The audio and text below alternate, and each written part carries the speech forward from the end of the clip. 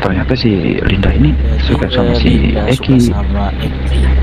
tapi si Si Eki nggak Eki merespon suka gitu ya. sama Vina ya. Jadi cinta segi Ya, empat itu namanya. Dari cerita cuplikan cinta awal monyet tadi. mereka lah ceritanya, Mas. Oke, kita Saya kan dengerin.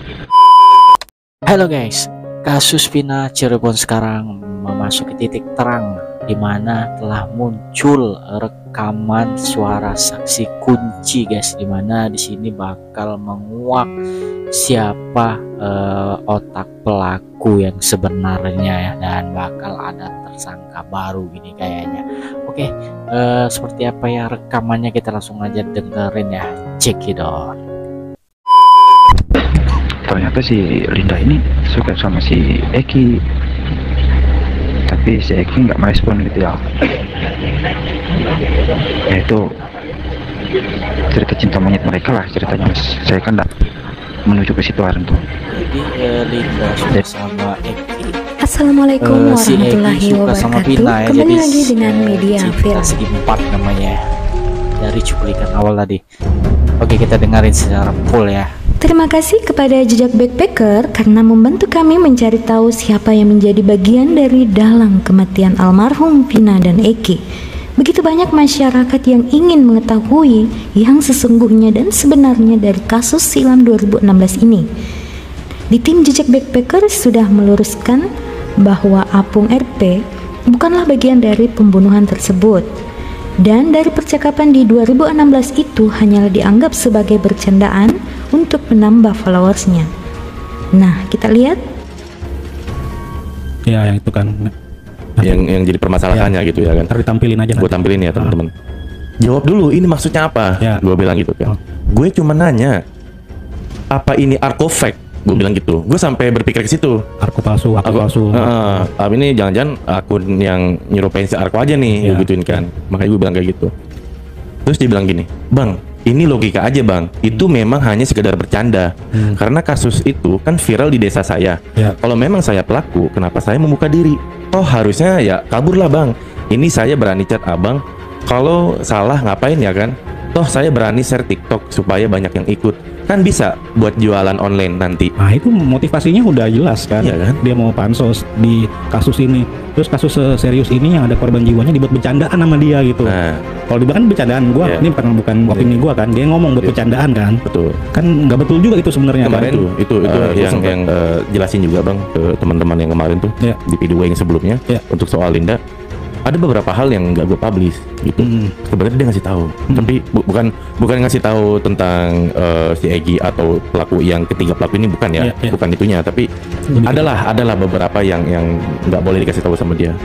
Gitu. Cuman yang tadi yang barusan gue buka nggak apa-apa deh, soalnya lu udah buka juga kan. Dia sekarang masih dalam pengawasan baik dari timnya, lawyernya Bang Hotman Paris. Kayak gitu teman-teman. Tetapi kita tidak tahu kebenarannya seperti apa, tetapi pengakuan yang didapat dari tim kami Jejak Backpacker seperti itu, ya.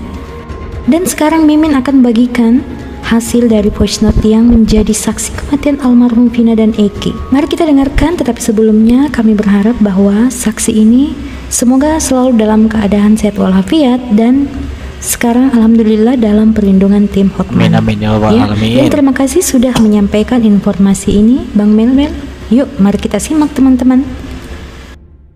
Saya deg-degan banget ini pengen denger voice note-nya ini ya, Bang.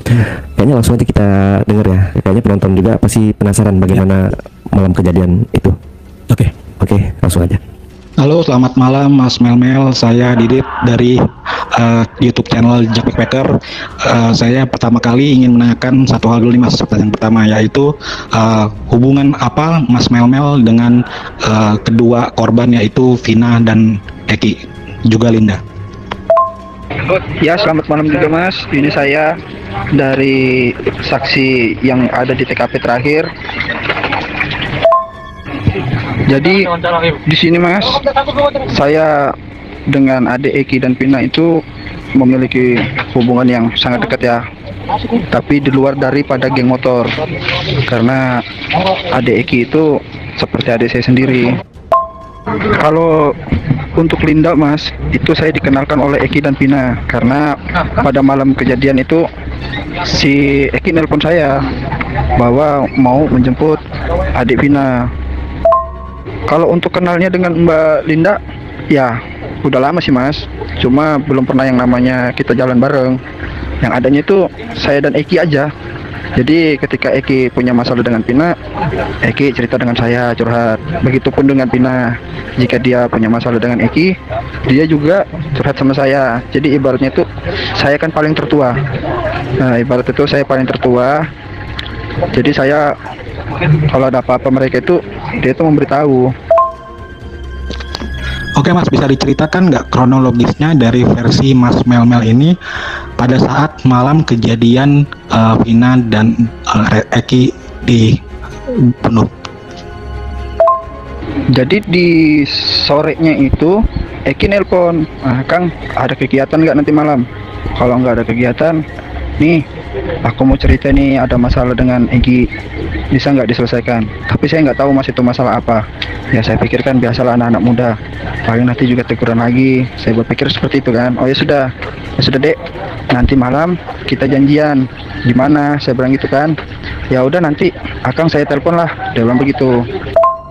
Nah setelah itu mas, malamnya ini sekitar jam 7:30 itu saya telepon ini si Eki, Dek, jadi nggak kita ini malam jalan?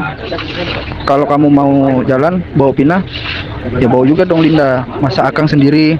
Tuh guyonan saya kan mas. Oh iya sudah Kang. Nah, Akang kita janjian tempat biasa. Sekarang nanti kita jemput Pina dan Linda. Ya sudah. Oke kita akhirnya meluncur lah. Saya ini kan ketemu dengan si Eki ini. Akhirnya sudah ketemu. Kita jemput si Pina dan Linda. Kita sempat jalan-jalan ini. Di alun-alun itu sempat jalan muter-muter. Setelah muter-muter itu kami sempat beli apa ini namanya minuman lah. Nah, ya, Dek, kita beli minuman dulu lah, mampir. Nah, akhirnya kita ini mampir beli minuman. Jadi setelah kami mampir beli minuman itu, di situ Pina sempat gelisah tuh. Kang, biar Pina goncengan sama Kang aja lah pulangnya. Biar si Linda sama Eki. Tapi mereka berdua kan berdebat. Oh, kenapa begitu? Kan awalnya kita berdua, katanya. Nah itu, terus saya bilang, udah nggak usah ribut. Sembarang aja yang mana mau ikut. Saya bilang begitu sama si adik Eki kan. Nah dalam itu ada beberapa motor itu lewat gitu. Dia lewat dan terakin Eki. Nah si Eki ini ngomong, Kang, itu Kang kawan-kawannya si Egi gitu. Tapi saya kan nggak kenal sama si Egi yang mana posisinya saat itu. Jadi nggak apa-apa deh, kita lanjut aja. Wah itu si Linda ini memang dari awal itu memang sudah ngetik HP terus. Di atas motor itu memang sudah ngetik HP terus, entah siapa yang dihubungin. Nah itu ya, kita lanjut jalan ini. Setelah lanjut jalan ini, pas motor sudah lewat kan, yang tadi tuh saya bilang kawan-kawannya Egi sudah lewat itu, si Egi ngomong, ya nggak apa-apa dek, aman aja. Tuh kami lanjut. Jadi akhirnya ini kami lanjut nih mas, jalan. Rencana schedule-nya kan memang masih mau jalan-jalan ya. Karena berhubung kami sudah jalan itu, kita tuh ngelewatin tongkrongan, kayak nggak salah itu tongkrongan anak motor. Cuma saya nggak tahu lah anak motor dari mana kan saya di luar daripada geng motor. Tuh si Pina ngomong ke Linda, bilang Pina, kita pulang aja yuk, udah mau malam juga sudah nih, udah mau jam 11, dia bilang begitu. Ya akhirnya saya bilang, iya tuh Neng, kita pulang. Saya bilang begitu kan. Tuh kita pulang. Di jalan perjalanan pulang ini saya selalu ngomong sama si Eki, Dek, nanti singgah dulu beli bensin ya, soalnya bensinnya Akang mau habis nih. Jadi akhirnya kami singgah nih. Yang singgah itu saya sama Linda. Si Eki sama Pina ini lanjut terus. Loh, saya bilang kenapa itu kok Eki jalan terus? Tak suruh si Linda hubungin si Eki. Saya bilang coba hubungin Eki itu, telepon. Jangan dulu pulang sebelum kita datang. Saya pikirkan sudah mereka ini menuju rumahnya Pina toh. Jadi maksud saya itu nunggu di rumah Pina. Maksud saya kalau memang dia sudah duluan sampai. Jadi iya Kang, udah saya telepon nih katanya gitu. Udah saya chat katanya. Nggak diangkat nih saya telepon, mungkin masih dalam perjalanan. Oh ya sudah, kalau gitu kamu chat aja si Eki atau si Pina, bilangin nanti kalau sudah sampai di rumah jangan langsung pulang duluan, tunggu Akang gitu baru pulang sama-sama. Ya jadi akhirnya pulang saya ini mas. Ya pas itu tuh saya langsung antar Linda ini pulang ke rumah mas. Nah pulang ke rumah, setelah sampai di rumah saya tanya lagi loh, kok si Eki sama Pina kok belum sampai ya? Coba ditelepon, saya telepon nggak diangkat, berapa kali saya telepon nggak diangkat. Linda ini langsung masuk. Setelah dia masuk rumah saya putar balik tuh, saya keluar Sudah jalan raya itu saya putar-putar nih cari kemana nih si Eki nih, kok nggak diangkat-angkat nih, perasaan gak enak. Akhirnya saya ketemu tuh sama temennya si Eki. Dia bilang begini, Kang, susul si Eki ke jembatan play apa itu. Dia bilang susul Eki di jembatan apa, dia bilang malam itu. Dia bilang si Eki sama kawan-kawannya tuh mau berantem tuh, mau kasih pelajaran ke Eki tuh. Akhirnya saya nih panik kan, langsung lah saya nih langsung meluncur ke lokasi tuh. Sebelum sampai di jembatan itu, saya itu melewati ini SMP 11. Nah, di SMP 11 tuh saya taruh motor tuh. Saya lihat tuh mereka tuh di dalam. Saya juga nggak berani untuk masuk ke dalam karena ini Pina sama Eki ini sudah dipukulin gitu. Tuh ada warung yang masih buka ya mas, ya nggak buka full, maksudnya itu sudah mau tutup lah. Di situ tuh ada laki-laki mas, saya ajakin untuk masuk ke dalam, nggak berani. Nah dia nggak berani masuk ke dalam, akhirnya saya lah memberanikan diri ngendap. Akhirnya mereka itu ya mas. Jadi pas setelah saya sudah ngendap, saya ngelihat itu penyiksaan di 11 orang itu mas, semuanya tuh ya itu Pina itu mas. Saya mau maju tapi saya nggak berani, apa nanti saya jadi yang ketiganya, saya bilang begitu kan. Kalau Eki si Eki di lokasi itu juga sudah nggak bisa ditolong.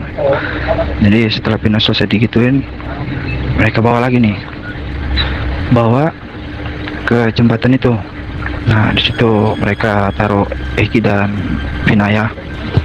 Setelah mereka pergi tuh, saya ngampirin. Saya sampai tuh megang si pertama itu, saya megang Eki ya. Di situ memang sepi betul lah mas. Akhirnya saya tuh megang Eki, saya periksa Eki, nggak ada, memang sudah pergerakan.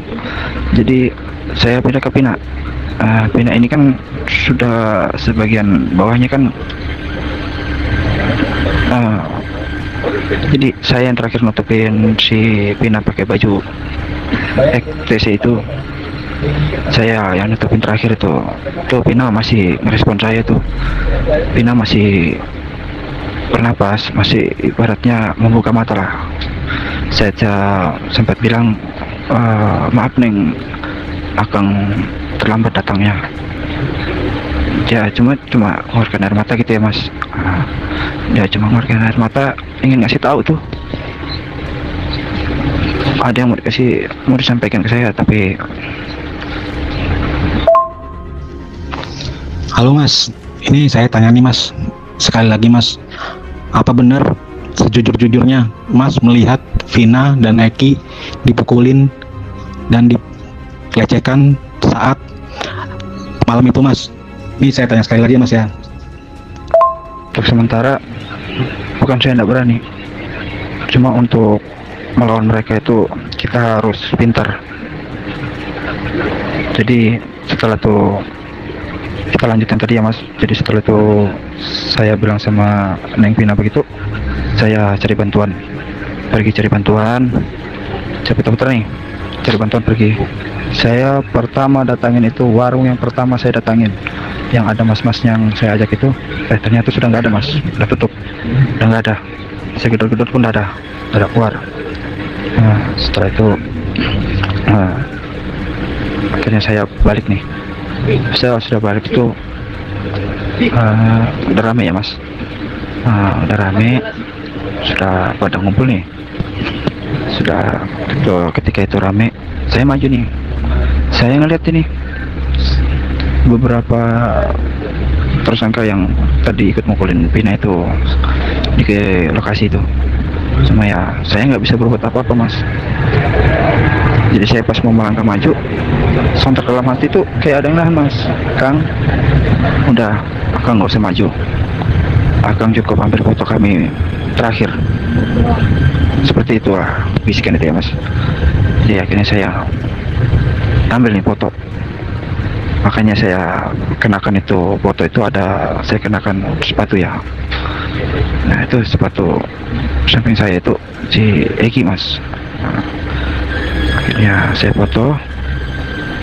tapi saya nggak bisa ngambil foto langsung satu badannya, jadi saya ngambil foto dari bawah ya mas. Lihat itu sepatunya Eki. Setelah itu rame sudah nih mas. Pina itu masih, kalau saya bilang masih ada napas lah, masih waktu dibawa ke rumah sakit Pina itu masih. Jadi saya nih perjalanan ini bingung nih mas, kemana saya mau mengadu nih. Akhirnya saya punya teman yang satu kampung, saya cerita nih, ayo kita ke rumahnya Pina. Ternyata beberapa tersangka itu sudah duluan ke rumahnya Pina, ngabarkan bahwa Pina itu kecelakaan mas ya. Saya tetap ada mas, semua di kalangan itu nggak ada yang kenal saya sama sekali, karena memang saya pribadinya kenal sama Eki dan Pina aja. Waktu itu HP-nya Pina ditahan sama polisi, semuanya lah mas ya. Tuh akhirnya polisi menyimpulkan kalau itu kecelakaan mas. Karena berhubung polisi sudah menyimpulkan itu kecelakaan, hasil visum pun juga tidak jelas. Dan itu pertama awalnya itu hasil visum itu yang terdengar oleh saya, yang nempel di kemaluannya almarhum adalah spermanya Eki ya. Itu yang saya tahu pertama mas. Jadi saya bingung kok bisa ya rumah sakit nggak tahu hasil otopsinya. Seharusnya kan di situ kan ada sperma mereka, kenapa itu tidak keluar mas? Itu pertama. Yang kedua tuh mereka bilang Eki meninggal karena terakhir ditusuk ya. Eki itu dipukul pakai balok, terus dipukul pakai batu. Begitupun juga Pina ya mas. Pina itu disiksa bisa-bisan itu kalau si Pinanya. Kalau untuk Pina memang disiksa habis-habisan tuh. Jadi saat itu mental saya betul-betul dihajar itu. Mental saya betul-betul dihajar habis-habisan sampai saya bingung nih. Akhirnya ada inisiatif saya ya. Ada salah satu temannya Linda itu, ya cewek juga. Ternyata si Linda ini suka sama si Eki, tapi si Eki nggak merespon gitu ya. Itu cerita cinta monyet mereka lah ceritanya mas. Saya kan nggak menuju ke situ hari itu. Jadi ada nih teman saya nih, si ya pokoknya adalah dosa saya sebut ya, dia ngomong terakhir yang malam itu ngasih tahu ke Eki bahwa Pina dan Eki itu akan melewati situ. Itu sudah disetting. Udah disetting ya sama Linda ya. Linda ya. Nah, itu sudah disetting sama Linda. Jadi malam itu si Linda lah yang memberitahu ke Eki bahwa si Pina lagi bersama si Eki. Tuh. Setelah itu beberapa harinya ya, beberapa hari itu saya langsung hilang. Di situ Pina menyebutkan 12 orang, bukan 11, 12. Kenapa Pina menyebutkan 12? Karena Pina taunya yang ada di TKP, bukan yang di luar di TKP. Nah mas, saya penasaran sama ini nih, pas kejadian di eksekusinya itu.